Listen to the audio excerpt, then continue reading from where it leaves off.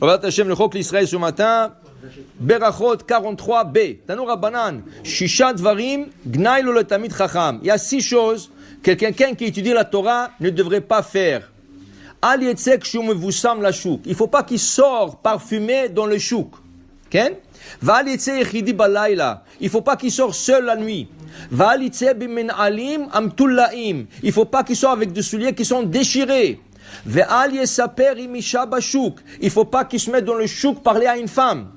Ve'al yesef bachabura shel amei haaretz. Il ne faut pas qu'il s'assoie avec des gens, des ignorants qui font rien, s'asseoir prendre un café avec eux. Ve'al yikanes bachrona lebet hamidrash. Et qui ne rentre pas en dernier dans la maison d'études. Ve'yesh omerim. Il y en a qui disent aflo yafsia pesia gasa. Il ne faut pas qu'il marche avec des grands pas. Ve'al yelech bekoma skufa. Il ne faut pas qu'il marche avec la tête haute. Alors la Gemara explique un par un.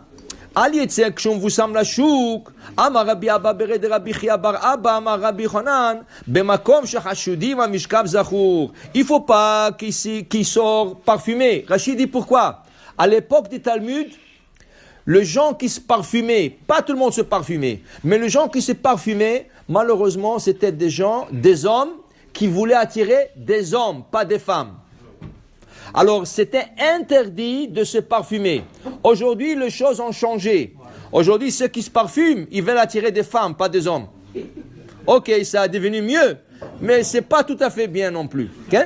Alors, pour dire, si tu veux te parfumer, il faut que tu saches, toi, personne ne peut te dire, mais il faut que tu saches, toi, personnellement, pourquoi tu te parfumes. Est-ce que tu te parfumes parce que tu te sens bien avec ça? Okay? Tu veux te sentir bien avec ça? Et tu n'as aucune mauvaise intention d'attirer l'attention de quelqu'un, ça va. Mais si tu te parfumes pour attirer l'attention de quelqu'un, surtout l'autre type de personne, ça veut dire un homme qui veut attirer une femme, ou le contraire, une femme qui met toute la bouteille de parfum pour attirer des hommes, ça c'est complètement interdit et ça ne devrait pas se faire. Maintenant, le déodorant, on n'en parle pas. Le déodorant, c'est une mitzvah.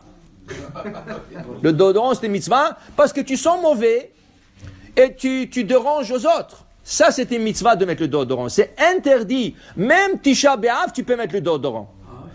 Si tu es une personne qui transpire, tu déranges. Et Hazve Shalom, c'est pas bien.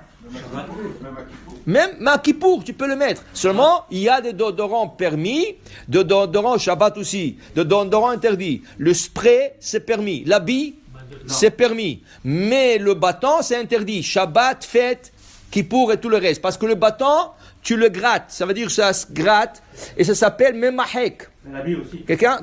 Alors, dans ce cas, tu n'as pas le droit de mettre le déodorant sur tes habits. Le déodorant doit se mettre sur le corps. Shabbat, tu n'as pas le droit de parfumer un habit avec un déodorant. Le déodorant, c'est une mitzvah. Surtout en été, quand il fait chaud, parce que ça fait partie de l'hygiène et ça fait partie du respect de la société autour de toi.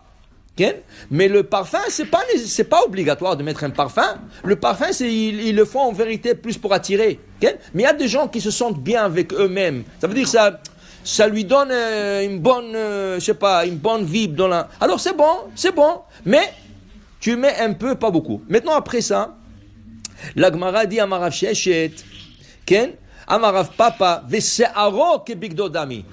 Il dit la Gemara, regardez, même à l'époque du Talmud, il y avait les shampoings qui émettaient d'odeur. C'est vrai, aujourd'hui il y a des shampoings, il y a des femmes, et même des shampoings, tu la sens de l'autre côté de la rue.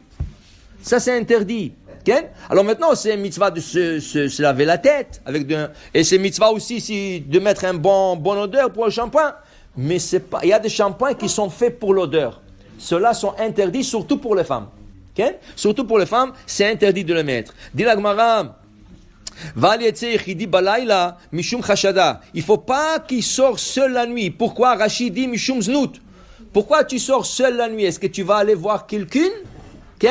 Alors le Talmid Chacham doit faire attention qu'il ne se promène pas dans les rues seul la nuit. Il dit ici, Velo Ameran, Ela Delo Kvia Le Idana, Aval Kvia Le Idana, Meda Yadia de l'Idana Kazil. Ça c'est seulement si tu ne vas pas dans un cours de Torah. Mais si les gens savent que chaque soir tu vas dans un cours de Torah, alors ils savent pourquoi tu marches la nuit seul, parce que tu es parti au cours de Torah, ou tu es retourné d'un cours de Torah. Là, personne va te suspecter. Il dit, il ne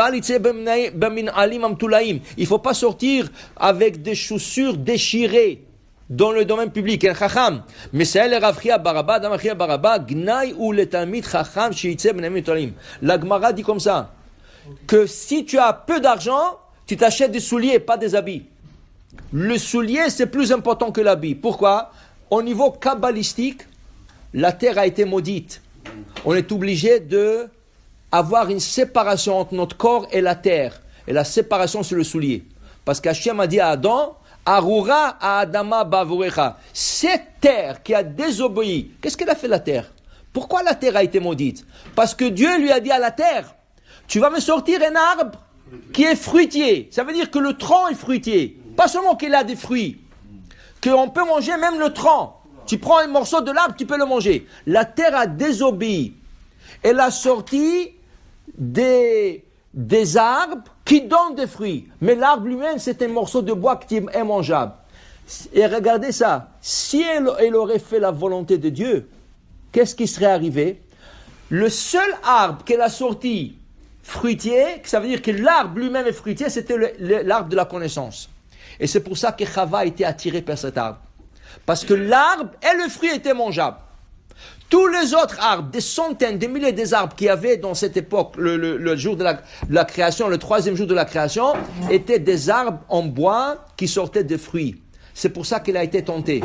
Alors Dieu, il a dit, je ne vais pas la punir tout de suite. Il n'a pas puni la terre tout de suite. Je vais attendre. Quand Adam a fauté, Hachem a puni la terre. Qu'est-ce qu'il lui a dit à la terre? Tu es maudite. Alors maintenant, l'homme ne peut pas piétiner sur terre. Alors qu'est-ce qu'il a besoin de faire? Se séparer par une séparation. La séparation sur le soulier. Alors tu mets des souliers. C'est pour ça qu'on dit qu'il est interdit de marcher pieds nus. Même chez toi à la maison, tu ne marches pas pieds nus. Ken? Alors de chaussettes. Même à la plage. Non, la plage, ce n'est pas la terre. La plage, c'est le sable. C'est pas la terre, c'est pas la même chose. La terre, quand on parle de la terre, c'est la terre là. Mais le sable, c'est permis. Le sable, c'est permis. Tu peux marcher pieds nus sur le sable. Pas Shabbat. Pas Shabbat. Pas Shabbat, mais tu peux marcher.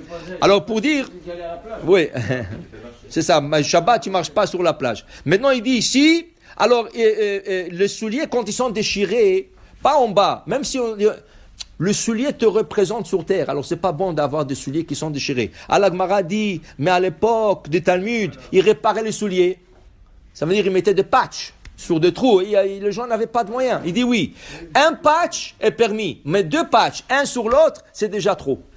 Alors là, quand on dit il ne faut pas marcher avec des souliers déchirés, ça veut dire qu'il a mis déjà un patch et maintenant c'est déchiré, il veut mettre un autre patch sur le patch. Ça, pour un Talmid Chacham, c'est pas bon. Ça veut dire, dans d'autres mots, il doit représenter la Torah. Il ne faut pas que le Talmid Chacham se mette à se parler avec une femme dans le chouk. Il y a une femme et tu commences à lui parler dans le chouk. Ah, comment ça va, tes enfants et tout ça? Bonjour, comment ça va? Poup! Tu t'en vas et tu ne restes pas trop à parler avec elle. Il dit ici, pas seulement une femme étrangère, passons, Afilou, il dit ici, Afilou imachoto, mais avec sa sœur. Est-ce que tout le monde connaît ta sœur? Non, c'est pas tout le monde qui connaît ta sœur. Là, tu te mets à te parler à ta sœur pendant une demi-heure d'or. Ils ne savent pas. Qu'est-ce que les gens voient? Ah, j'ai vu l'autre, il a parlé avec une femme. Mais c'était sa sœur. Mais il n'a pas connu le gars qui l'a vu, il ne sait pas ce que... Alors, tu ne te mets pas en public. Tu vas appeler ta sœur, tu vas aller voir ta sœur, il n'y a pas de problème. Mais tu ne te mets pas en public parler... Tu peux pas conduire dans une auto avec ta sœur. Comment? Non, tu peux. Tu peux, et les gens vont réaliser. Ken? Les chassidim, ils font la meilleure chose. La femme en arrière. La femme s'assoit en arrière. Même ta femme elle-même, comme ça, en arrière, les vitres ils sont plus teintées.